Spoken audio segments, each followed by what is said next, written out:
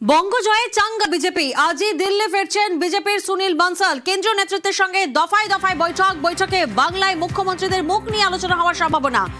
বঙ্গজয়ে চাঙ্গা বিজেপি। আজই দিল্লি ফিরছেন বিজেপির সুনীল বানসাল। কেন্দ্রীয় নেতৃত্বের সঙ্গে দফায় দফায় বৈঠক। মৈত্রীর প্রতিনিধি আমাদের সঙ্গে রয়েছেন, সরাসরি মৈত্রী থেকে জানবো। মৈত্রী, দফায় দফায় বৈঠক এবং সেই বৈঠকেই বাংলায় মুখ্যমন্ত্রী এবং মন্ত্রিসভা নিয়েই কার্যত পর্যালোচনা হবে।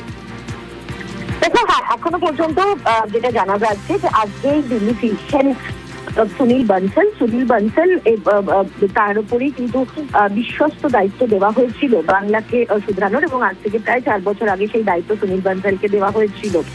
এবং তার সঙ্গে সঙ্গে ভূপেন্দ্র যাদবও ছিলেন এই দায়িত্ব, বাংলা জয়ের দায়িত্ব সামলানোর জন্য, যারা অমিত শাহের বিশ্বস্ত হাত হিসাবে। এবং সেই সুনীল বানসাল আজকে দিল্লি ফিরছেন বলে আমরা এখনো পর্যন্ত জানতে পারছি। এবং তারপরেই কেন্দ্রীয় নেতৃত্ব, মূলত অমিত শাহ এবং অন্যান্য নেতৃত্বের সঙ্গে বৈঠকে বসা হবে এবং মুখ্যমন্ত্রীর নাম চূড়ান্ত করা হবে। বেশ কিছু নাম ঘোরাফেরা করছে এবং তার মধ্যেই কাউকে একটি নামের তালিকা তৈরি করা হবে এবং তাতেই চূড়ান্ত শিলমোহর দেবে parliamentary board. BJP parliamentary board নেতৃত্বে থাকবেন খোদ প্রধানমন্ত্রী নরেন্দ্র মোদী। এবং এই গোটা প্রক্রিয়াটি আজ থেকে 2 দিনের মধ্যে সম্পন্ন হবে বলেই কিন্তু আমরা বিজেপি কেন্দ্রীয় নেতৃত্ব সূত্রে জানতে পারছি। ফলে 7 তারিখের মধ্যে মোটামুটি ভাবে যে বিজেপির যে ক্যাবিনেট এবং মুখ্যমন্ত্রীর সেলস সেটা চূড়ান্ত করা হতে পারে বলেই এখনো পর্যন্ত জানতে পারছি আমরা।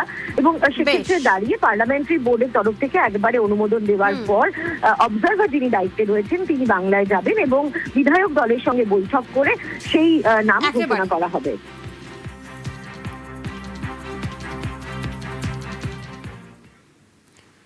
আর বিজেপি সরকারের শপথ 9 মে, 25শে বৈশাখ বাংলায় নতুন সরকারের শপথ। বিধানসভার ভোটে বাংলায় গেরুয়া ঝড়, 77 থেকে বেড়ে 200 আসন ছাড়ালো বিজেপি।